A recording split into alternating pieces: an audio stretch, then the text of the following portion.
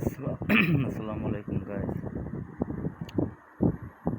তো কিছু কথা বলার জন্য আজকে এই ভিডিওতে আসলাম। তো মানুষের জীবনে অনেক ধরনের কষ্ট থাকে। কিছু কিছু কষ্ট কখনো প্রকাশ করা যায় না। তো অনেকে প্রকাশ করে, অনেকে প্রকাশ করে না।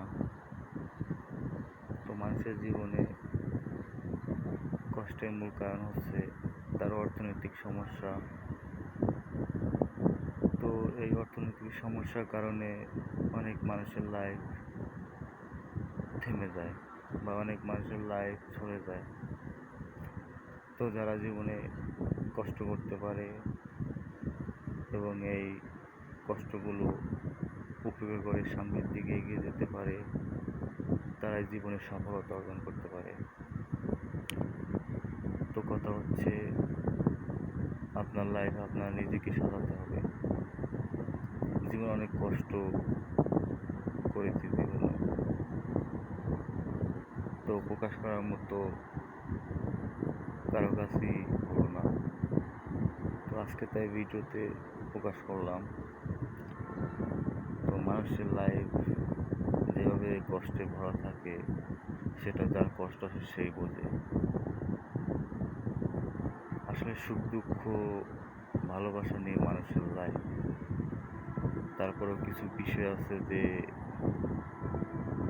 বিষয়গুলো আসলে কখনো মেনে নেওয়ার মতো না। জীবনে চলার পথে অনেক বাধা পেয়েছি, অনেক কষ্ট পেয়েছি, অনেক দুঃখ পেয়েছি।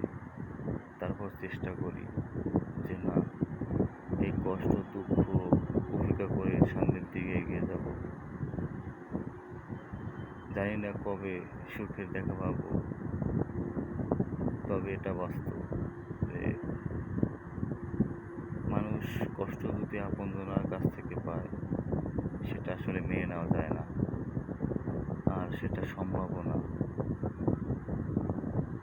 তো সেরকম একটা বিষয় আসলে মানুষ যখন কষ্ট পায়, আপনজনের কাছ থেকে কষ্ট পায়, সেটা আপনার ফ্যামিলি হোক, আপনার আত্মীয় স্বজন হোক, আপনার ওয়াইফ হোক, আপনার মা বাবা হোক, ভাই বোন হোক, এদের কাছ থেকে আসলে কষ্টটা পাওয়া হয়। তো সবার লাইফে এই কষ্ট থাকে, আমার লাইফে কিছু কষ্ট আছে।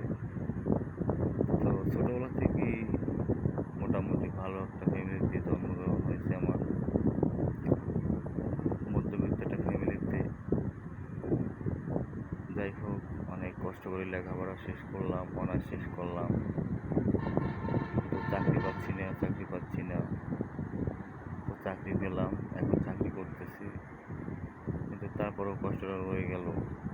মানে ভিতর থেকে কিছু কষ্ট আসে যেগুলো আসলে কারো কাছে প্রকাশ করার মতো না। পৃথিবীতে কিছু কিছু কষ্ট থাকে যেগুলো নিজে বুঝে